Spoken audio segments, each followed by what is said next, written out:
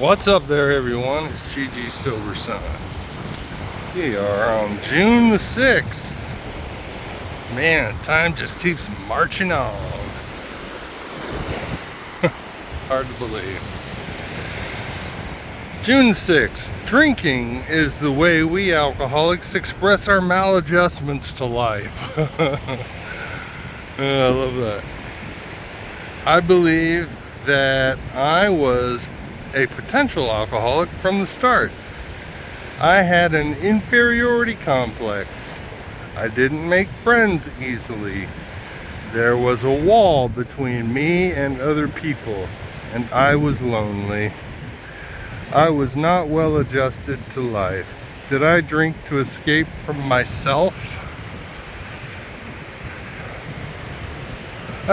Yeah, I know people that were like that. I know people that were, I don't think drinking or that I had a wall between me and other people. I had real connections with friends growing up personally. But I can see how, when it talks about in the fourth step, that instincts gone, girls gone wild, instincts gone wild, when they get distorted, and I demand more of any instinct than is socially acceptable, I guess. Then I was in collision with other people. And I can see that way back in childhood. Now, does that mean I was potentially a potential alcoholic? I don't know. But I know that a lot of the things that happened to me growing up in childhood, traumas, betrayal, exploitation, things like that. And when I say exploitation, I only mean, like, my athletic ability, I felt, was a little exploited by my father. Now, I don't blame my dad for my drinking by any means, right? But it was important for me in recovery to identify that.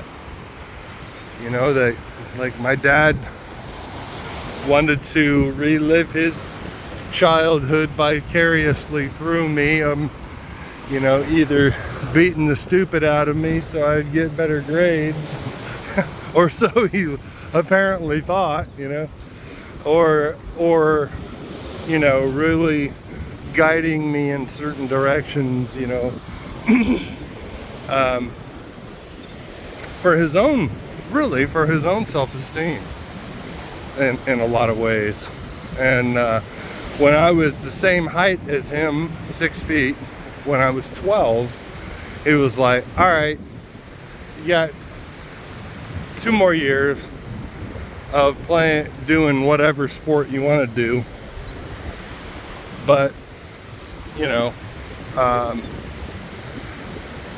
after that, it's nothing but basketball, because that's going to be your ticket to a full ride scholarship and all that stuff, Now, I'm saying saying all this, that I learned to shut off my own desires, and I was good enough at track that when I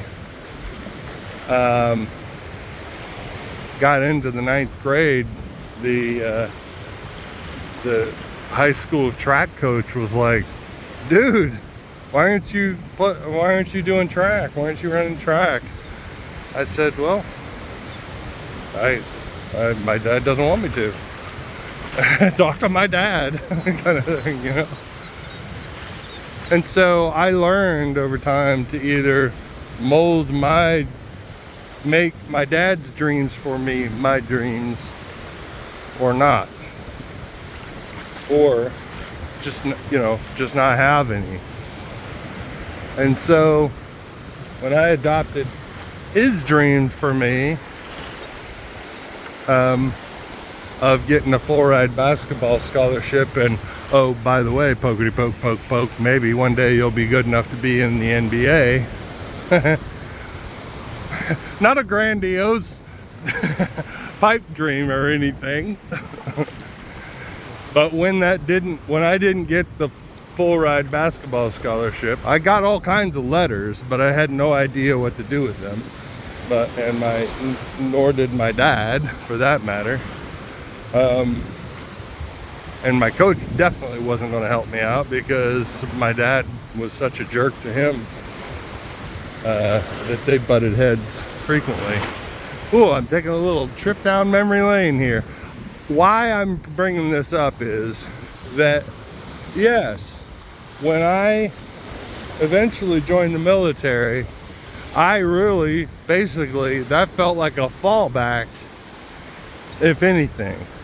Like, I wasn't going to, I wasn't going to be what my dad built me up to be, and I felt it like a disappointment. And I felt miserable. I felt like a failure in the highest degree.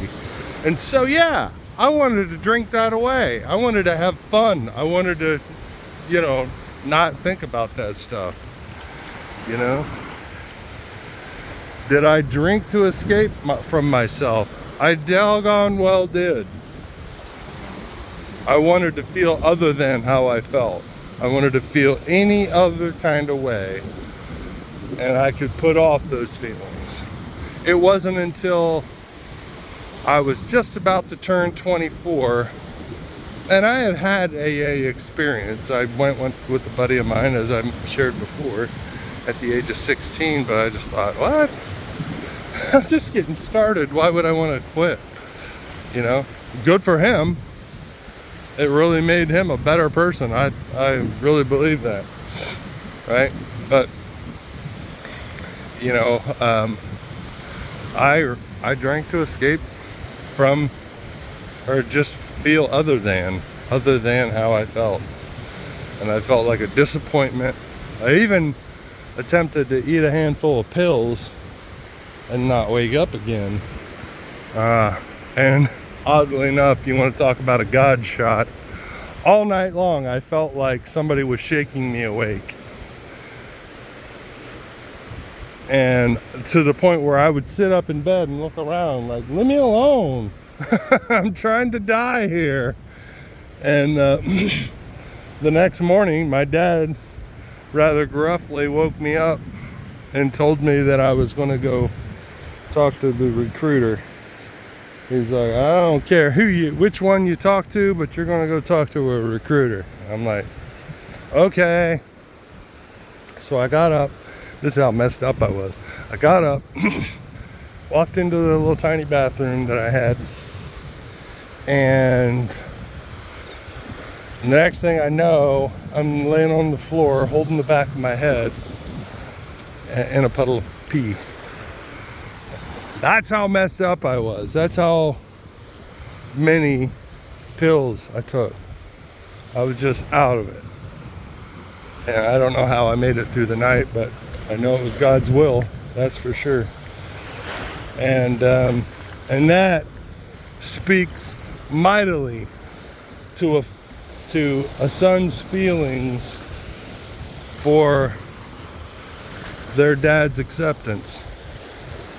And I know a lot of guys who have experienced that over the years as well, either their rejection or their unconditional love, and both have a profound effect.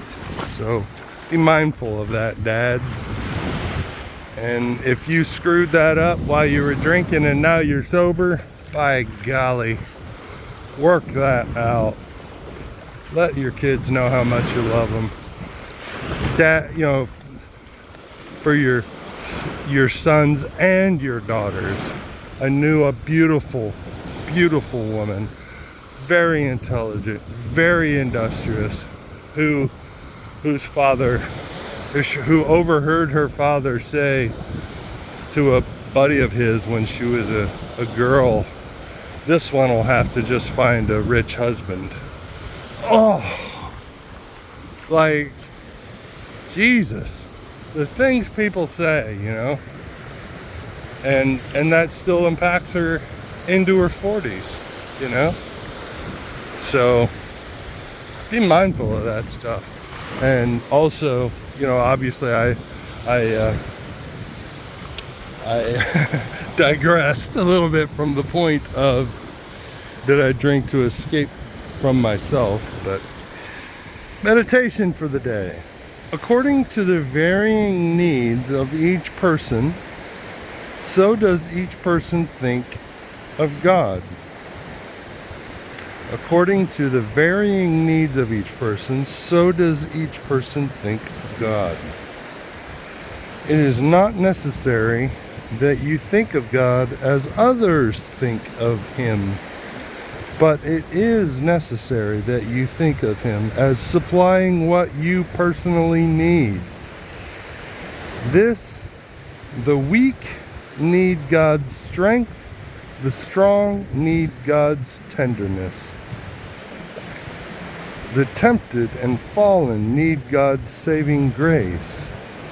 The righteous need God's pity for sinners. The lonely need God as a friend. The fighters for righteousness need a leader in God. You may think of God in any way you wish. We usually do not turn to God until we need Him. Okay, yeah, and when I was drinking, that's for sure. I don't know if that's the greatest sentence to end on, that meditation, but a lot of I think it was more in the 80s that the televangelists talked about having a personal relationship with Jesus. Well, and then of course the Depeche Mode song, Own Personal Jesus, someone to hear your prayers, someone who cares. I should let them sing it. But anyway, that is your own concept of God. I had a family member who went to a faith-based rehab, and I think she might have felt like she had to swallow everything that they were doing and just comply, rather than wait and just allow God to come to her. And she felt maybe they did pressurize her, to get saved or whatever, rather than just love on her and let her be where she is, in her walk. And that's what I really love about AA is, like, you don't have to adopt anyone else's concept of God. Just be where you are. Talk to God in your own way. And in some respects, and there are some religious people who would vehemently disagree that you can say, okay, what aspects of God would be most helpful for you to focus on, right? And in some people in AA talk about write the attributes of God that if you were to create a God, what attributes would you assign that being, right? I've heard this. And it works. It's not like you're trying to create your own God. It's like if you were to, and it just enables people to focus on the attributes of the God of the universe, the spirit of the universe, that will help get help you get sober, right? Because we get hung up on, and talks about it in Bill's story, when he talks about all the spirit of the, but someone who is intimately interested in my every day of my life and every aspect of my life. And then his buddy Ebby says, "Oh, Bill, why don't you just come up with your own concept of God then," right? And Bill's like, "What a great idea." But therein lies the secret. It opens the door enough to open one's mind up to broader spiritual understanding. To say, it ain't me. And if it remains, okay, because I recommend this to newcomers, to make the group of drunks your GOD. If you have a hard time understanding higher power and stuff like that, just use the group initially. But eventually, you're going to outgrow that. You're still going to need the group. I'm not saying you graduate like I thought I had at one point from AA, but you're still going to, the people in the rooms of Alcoholics Anonymous will always be God with skin on, as far as I'm concerned. Because when they are vulnerable and we continue to build connection and relationship, it's so important. It's so important. And that's how some people have, like the movie The Shack. If you've seen the movie The Shack, they talk about that. And it's like, why are you asking me all these questions? Aren't you supposed to be God? Don't you know all these things? And Papa, who presents as a black woman, says, of course we know it all, but I want to hear you say it. I just like having a conversation. You know what I mean? And that is so cool. I love that movie. And then, whether it's theologically sound or not, I don't know. But it helped me in my walk with God, for sure. Undoubtedly. So, we usually do not turn to God until we need Him. Absolutely, when I was drinking. Because I had that sense of ease and comfort that came at once after taking a few drinks, but when I would get myself into a pickle as a result of my drinking or my alcoholic thinking, and I'd be up against it and I'd be praying, oh God, please help me, But now, as a result of the 12 steps of Alcoholics Anonymous, I get on my knees morning and night. Only really started getting on my knees at night recently. I've been doing my knees in the morning, which is the first time as I mentioned, I'm sure several times, is the first time in a long time that I have done that. First time in a long time. I wouldn't say that I've done it.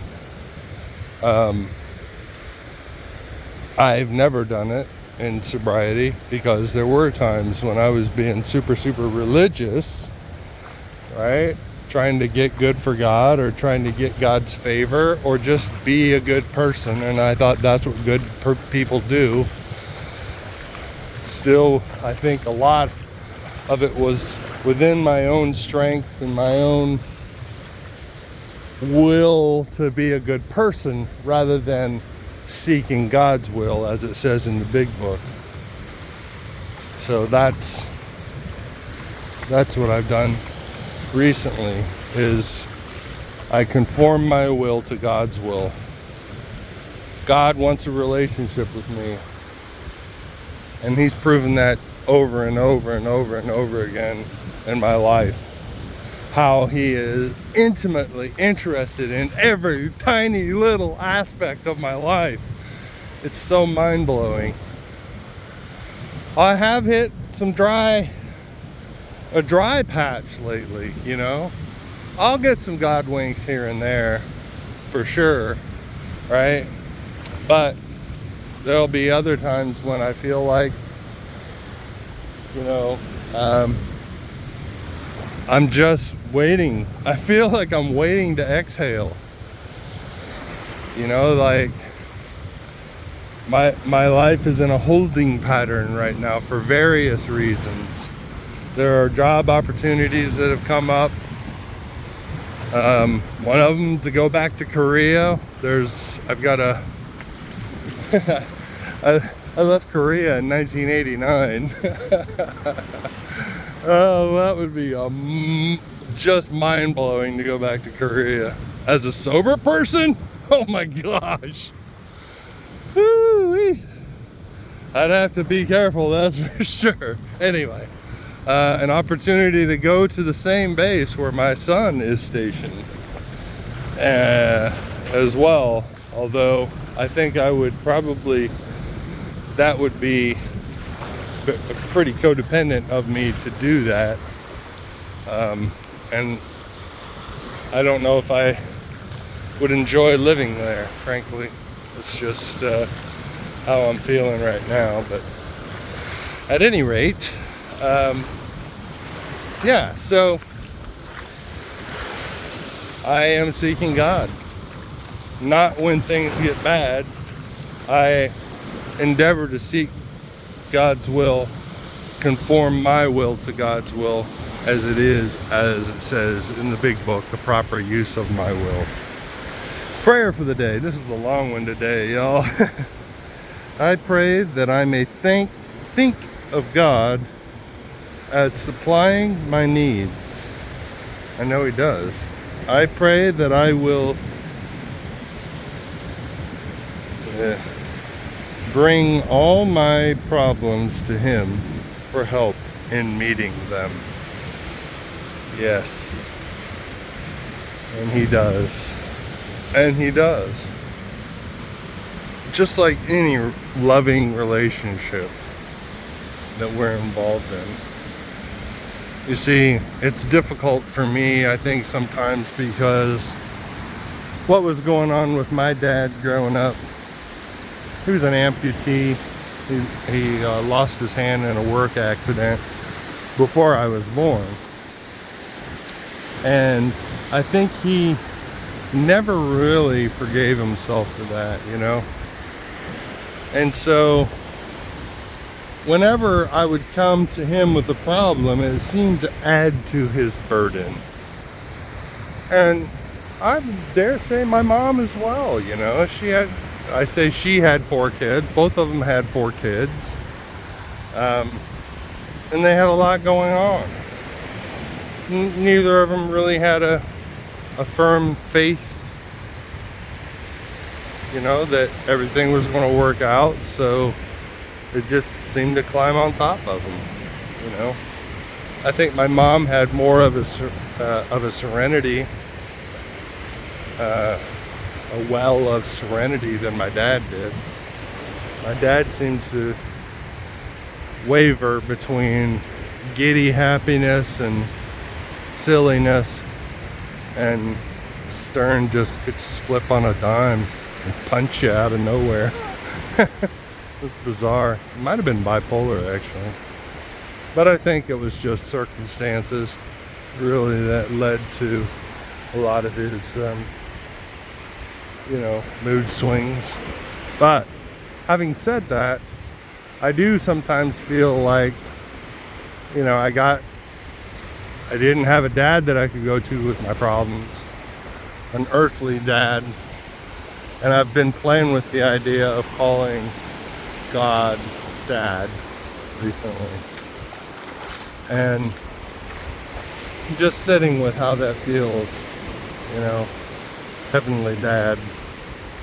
Daddy sounds a little childish, but maybe, I don't know. Papa, that's kind of cool, but now it seems trendy. pappy. No, that sounds a little, I don't know, disrespectful in a way. I don't know. I didn't grow up with that tradition. It's funny because my mom called my grandma mother, and it always seemed like such a dichotomy that she called my grandpa, her father, daddy. So it was mother and daddy.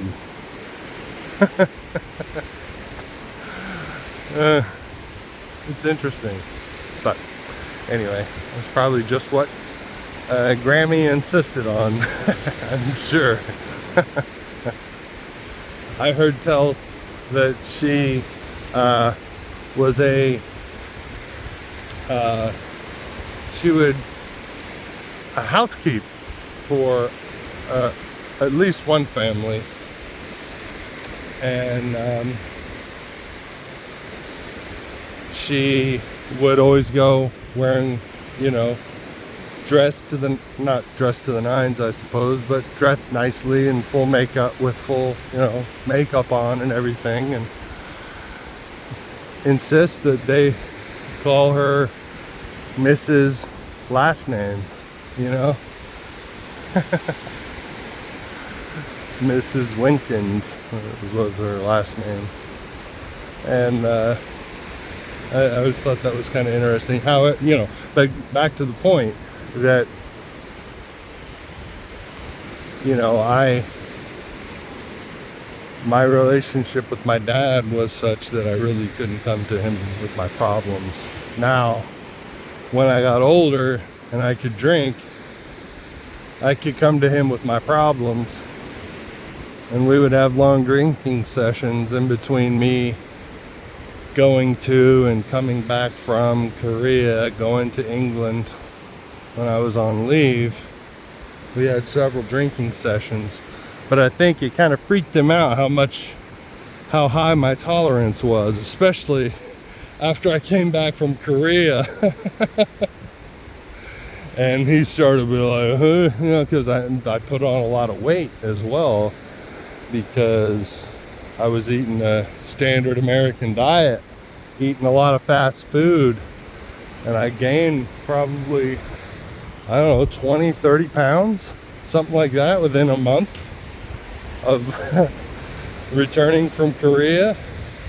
And he was like, hey buddy, you need to start working out, you know. So it was adding these requirements. So that seems to be my, you know, feeling, that when my relationship with God gets closer, I tend to want to add on more requirements, you know, rather than just rest in the relationship.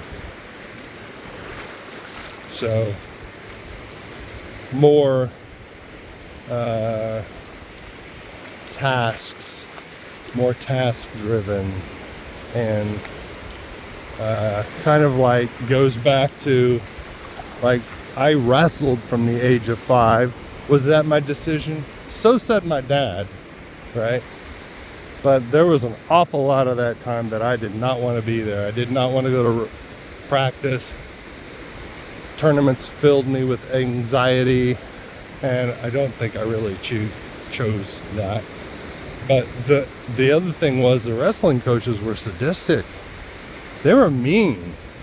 My first year, I had a good wrestling coach who was loving and gentle and instructional and encouraging. And then that was his last year. And then every year after that, we had sadistic, mean coaches. There's no two ways about it. And so I also end up, you know, it's like whenever I start a exercise routine, I start looking at how like I want to beat myself up, you know, I want to run myself ragged, and I'm not very gentle with myself. That's my history. I don't need to continue to be like that, but again, it's as much a relationship with And this occurred to me recently. Yes, I need to have a relationship with God, for sure. Everything else revolves around that. But I also, you know, when I start slipping into trying to get good for God, I also have to, well, this goes down another path, and I know this is a long video already, but this path of being a leader. I'm 6'5". I've been over six. Grew to 6 feet tall when I was 12, and I've been over 6 feet tall from the age of 12. And people constantly want to put me in leadership roles, and I've never been comfortable with that. And I think one of the reasons that is because I have never been comfortable with leading myself. And I think I'm getting better at leading myself. And it sounds trivial, but like today, when I went grocery shopping, I went down the ice cream aisle kind of thing, you know, and I thought, nah, I've really noticed how getting a sugar hit like that affects my mood. It's like when a rebound hits, it's rough. And so it might taste good on the lips for a while, but it's rough emotionally. So anyway, so rather than, and I guess that goes along with being a child of God, being led by God, conforming my will to God. And God's will for me, I know, is not for me to beat myself up in any way, whether it's sports and fitness, whether it's what I eat and its effects, or whether it's hours and hours feeling obligated to overextend myself with service work, hours and hours of feeling of